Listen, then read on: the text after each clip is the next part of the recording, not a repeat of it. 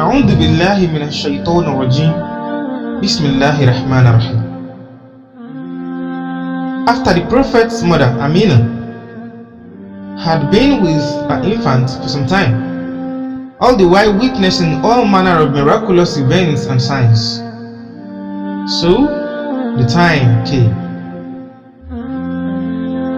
The time came when, according to the custom, the child has to be given to one of the Bedouin women of the desert, so as to nurse and wean the child in the clean air outside the heat of crowded Mecca. These women would come from afar to the town, from their distant mountains, pastures and desert dwellings, to look for infants to take home and nurse for a fee. The children would stay with them for up to 4 years, then they were returned back to their parents. When the time had come for the nursing women to go to town in search of suckling infants, Halima's companion came to her and asked her whether she would come with them in search for a child, for she too was nursing a baby at that time. Halima was doubtful that she would be able to make the journey because her only donkey was so weak from deprivation or hunger that the donkey could barely stand as one. So she came to Mecca riding on a very weak female donkey, which as a result of its weakness, it would delay the group of riders. The other women would say to Halima, "Oh Halima, hurry that donkey up, you have already delayed us." And she would try to hurry up the donkey, but it would be unable to run any faster. They finally got to Mecca and started looking for infants. Amina would offer them a child, sallallahu alaihi wasallam, but once they realized that he is an orphan, they would refuse him.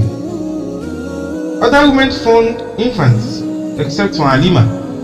Halima searched and searched for an infant but did not find anyone.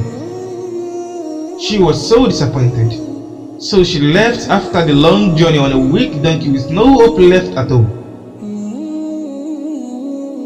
While Halima and her husband, Al-Harith, were sitting outside Mecca, her husband said, "We are going back without an infant, whereas all our friends are returning home with an infant.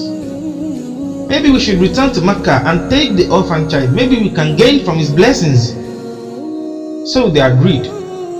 Halima went back and took Muhammad sallallahu alaihi wasallam, and behold, the blessings began. The first blessing was that the state of the donkey changed. On their way back, this donkey was now ahead of the rest, and Halima was trying to hold it back. And surprisingly, the other women were asking her, "Oh Halima, is this the same donkey that you came on?" So she replied, "Yes." And they were bewildered.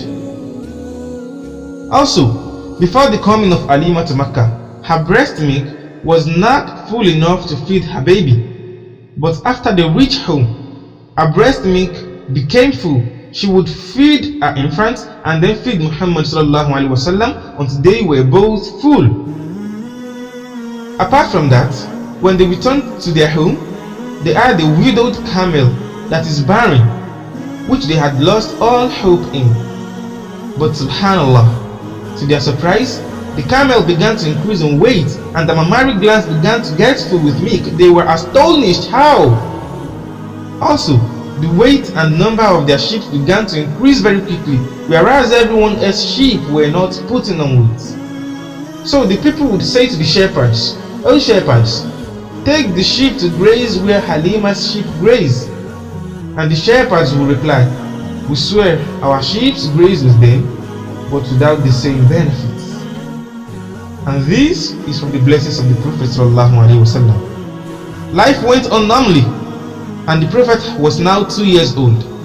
Halima says about him that he grew so quickly in a way that most kids don't grow. She says when he was a child of 2 years, he looked as if he was a child of 6 years old.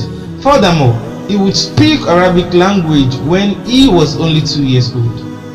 Surely, this is from the honor of Allah subhanahu wa ta'ala on his prophets.